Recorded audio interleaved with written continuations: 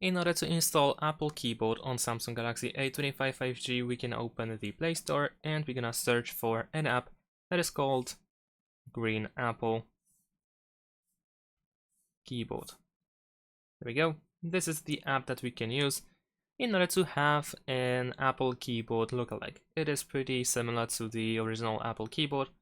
So if you like the design of the keyboard that we have on iPhones or on iOS in general, then definitely this is the app that you can use.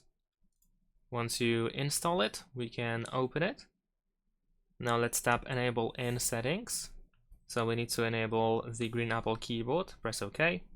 And then one more time. Let's go back. Now let's tap Switch Input Methods and let's choose English. Under the name of the language you should see Green Apple Keyboard. And then Finished. And there you go. We also have some options, some settings for this keyboard, but you can go back to that later on. So now if you open the keyboard, then it should look like the one from Apple. And that's pretty much it. Thanks for watching. Leave a like and subscribe to my channel and see you in my next videos. Bye.